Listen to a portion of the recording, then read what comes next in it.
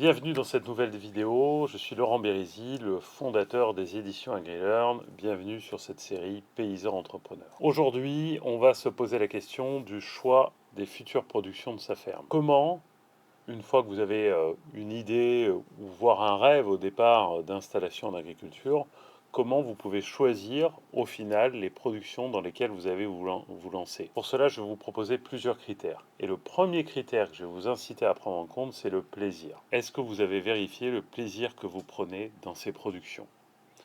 Pour vérifier ce plaisir, il va falloir tester grandeur nature. Donc, alors évidemment, si vous voulez vous installer en maraîchage et que vous avez un jardin de 50 mètres carrés, vous allez me dire, ben voilà, j'ai testé, j'aime bien le maraîchage. Mais attention, 50 mètres carrés, c'est pas 5000. D'accord? Du coup, oui, vous avez testé que vous aimez bien le jardinage. C'est un premier point, c'est un point important.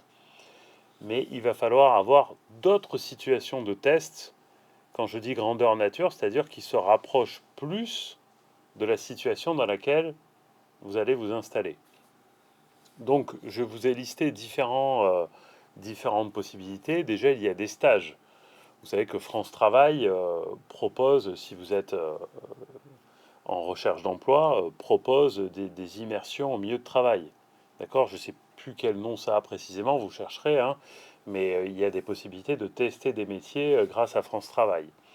Si vous faites des études, donc par exemple vous faites une reconversion professionnelle, vous faites un BPREA, dans le cadre du BPREA, il y a des stages tout au long de l'année.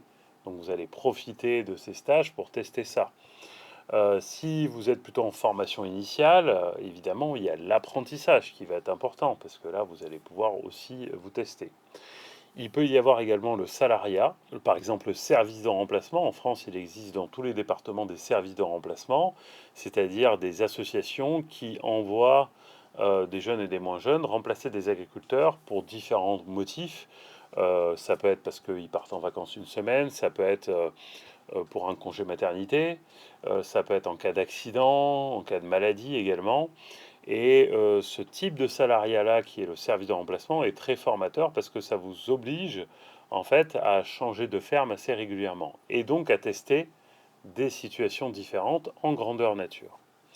Il y a également le woofing, hein, que vous pouvez, donc le woofing, j'allais dire, ce sont des vacances utiles, des vacances porteuses de sens, c'est-à-dire que au lieu d'aller dans un Airbnb, classiquement, vous allez en fait chez un agriculteur qui fait partie du réseau et en échange de quelques heures de travail dans la journée, il va vous loger et vous nourrir gratuitement. Donc ça vous permet à la fois de passer des vacances et à la fois en fait de tester concrètement une production.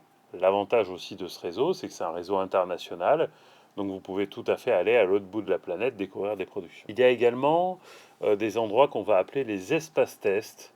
Donc ça, de plus en plus, les collectivités territoriales, notamment les métropoles, les grandes villes, vont acheter un peu de foncier, quelques hectares. Alors c'est souvent plus pour du maraîchage hein, que pour de l'élevage en réalité. Ça existe quand même assez peu en élevage, mais en tout cas pour les maraîchers c'est possible. Et vous allez par exemple faire un an sur cet espace test où on va vous mettre du foncier à disposition, des serres, un peu de matériel et vous allez pouvoir vous faire à la main. Bref, vous avez compris, euh, toutes les occasions sont bonnes pour aller dans des vraies fermes, tester en grandeur nature, vraiment si ça vous plaît. Voilà, vous n'aurez pas d'autre choix. Il ne faut pas découvrir si ça vous plaît une fois que vous êtes installé. C'est vraiment quelque chose à faire en amont dans la préparation de l'installation.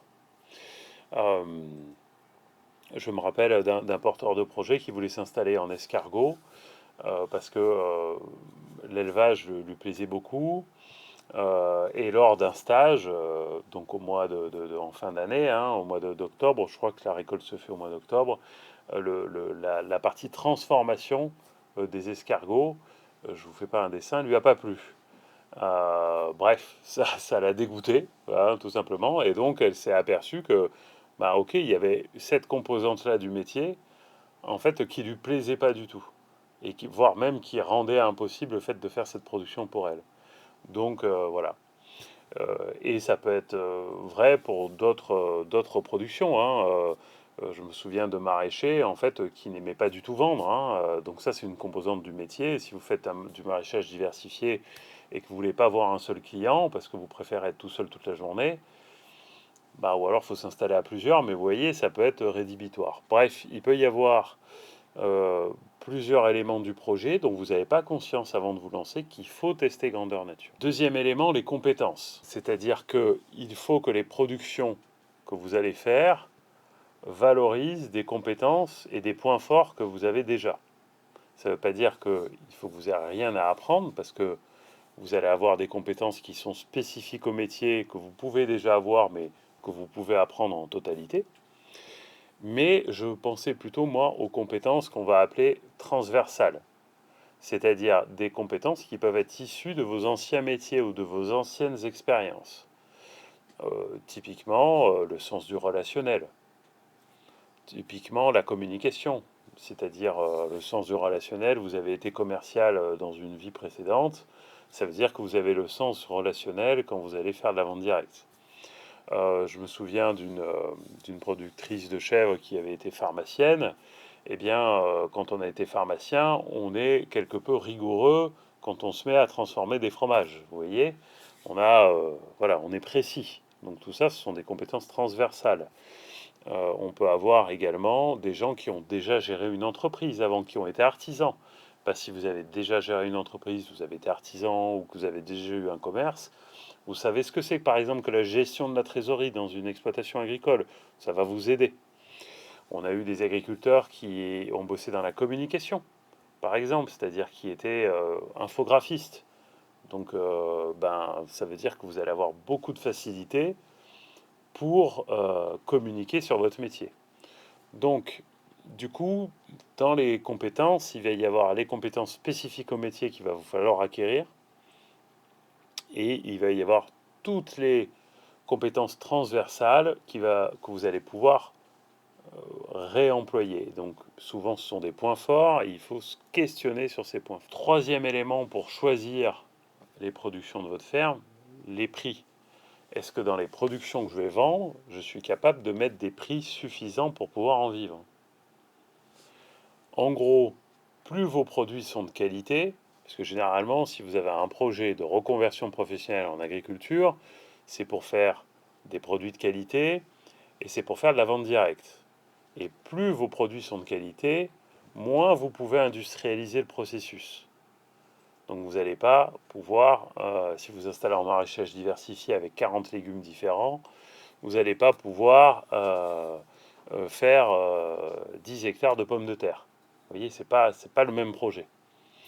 Donc plus les produits sont de qualité, moins on peut industrialiser le processus. Et donc la seule façon de faire de la marge, quand on fait des produits de qualité avec des faibles volumes, eh bien, c'est de faire des prix un peu élevés. Voilà. Donc on reverra cette notion-là dans les vidéos où on parle de stratégie commerciale, parce que c'est une notion clé pour être rentable. Mais là, sachez déjà que si vous choisissez des productions où vous faites des produits d'hyper qualité, que vous produisez en faible volume et que vous ne pouvez pas mettre un prix suffisant, vous n'arriverez pas à en vivre. Quatrième élément à prendre en compte quand vous allez choisir vos productions, c'est les attentes des clients. Est-ce que les productions que vous allez choisir, ça répond à des attentes? Ou est-ce que vous faites juste plaisir à vous? D'accord? Et là, je différencie deux situations, deux hypothèses. Soit, en fait, vous faites le choix de vendre exclusivement aux clients qui sont proches de votre ferme. Et du coup, vous vous limitez vous-même votre zone de chalandise. Si vous faites ça, parce que c'est votre ambition, c'est votre projet, eh bien, ça veut dire que vous êtes obligé d'adapter votre production à la réalité de votre zone de chalandise. Je me rappelle de porteurs de projets qui voulaient faire paysan boulanger, donc du pain sur le plateau du Larzac. Eh bien, à un endroit du plateau du Larzac où il n'y a vraiment personne, eh bien, le problème, c'est que l'hiver, quand il n'y a pas de touristes, ben, elle n'arrivait pas à vendre son pain. Et pourtant, son pain était extraordinaire. Il n'y avait pas de problème de qualité. Mais elle n'arrivait pas. Donc, parce que sa stratégie, c'était de vendre localement. Or, si vous vous retrouvez dans un coin vraiment très très isolé par rapport à une zone de chalandise, par rapport à des gens qui habitent là et qui ont de l'argent pour acheter, eh bien ça pose problème, il va falloir adapter votre production. Ou, hypothèse 2, il va falloir vous éloigner un peu de votre lieu de production pour aller vendre. Alors ça peut être aussi une stratégie, c'est-à-dire que vous vendez sans contrainte de distance. Et à ce moment-là, vous pouvez chercher une clientèle qui correspond au produit que vous voulez faire. D'accord? Là, vous avez décidé de faire un produit bien spécifique, bien précis. Vous n'avez pas besoin d'avoir des clients dans votre zone de chalandise qui sont intéressés par ça. Vous sortez de votre zone de chalandise, c'est-à-dire vous sortez du quart d'heure, des 20 minutes autour de chez vous, et vous allez les trouver là où ils sont. Donc là, c'est possible. Mais dans tous les cas, il va falloir trouver quand même des clients qui ont une attente pour les produits que vous voulez faire. Donc voilà pour les 4 critères. Mais ces 4 critères, il ne sait pas où. C'est-à-dire, je prends du plaisir, je n'ai pas de compétences, je fais un prix bas et il n'y a pas d'attente, ça ne marchera pas. Vous voyez, il y a des attentes, je peux mettre un prix, mais je ne prends pas de plaisir à le faire, ça ne marchera pas non plus. Donc c'est bien et à chaque fois. Donc je prends du plaisir, je me débrouille pour avoir les compétences, je mets les prix qu'il faut pour que ce soit rentable et je réponds à une attente des clients. D'accord? Donc c'est important que pour les productions que vous choisissez, vous puissiez répondre oui à ces 4 questions-là. D'accord? Très important.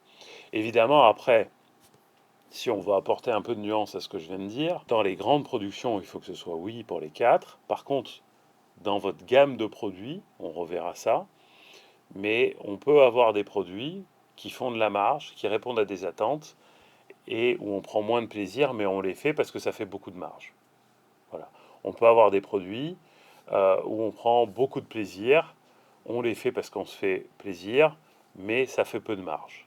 D'accord? Vous voyez, donc il peut y avoir des nuances dans une gamme de produits, mais ça, pareil, on reverra toutes ces notions-là quand on parlera de stratégie commerciale. D'ici là, réfléchissez à tout ça, listez les productions que vous voulez faire, toutes les productions, et passez-les au crible de ces 4 critères-là, et dites-vous à chaque fois, attends, est-ce que j'ai testé le plaisir? Est-ce que je suis sûr que ça va me plaire? Sinon, comment je peux faire? Est-ce que je suis sûr d'avoir les compétences? Tout ou partie, sinon comment je me forme ou est-ce que je délègue? Est-ce que je suis capable de mettre des prix élevés, ou en tout cas suffisants? Est-ce que ça répond à une attente des clients? Si vous n'êtes pas capable de répondre oui à tous ces critères, soit c'est parce que vous n'êtes pas sûr de vous, vous n'avez pas vérifié, et à ce moment-là, on reverra dans notre vidéo consacrée à l'étude de marché qu'en fait, au moins sur les attentes et les prix, on peut aller vérifier ça avec une étude de marché. Mais si vous l'avez vérifié et que la réponse est non, c'est peut-être qu'il ne faut pas se lancer dans cette production. Évidemment, pour travailler et pour réfléchir à ces éléments-là chez vous tranquillement, je vous incite à aller dans la description de cette vidéo, télécharger le PDF.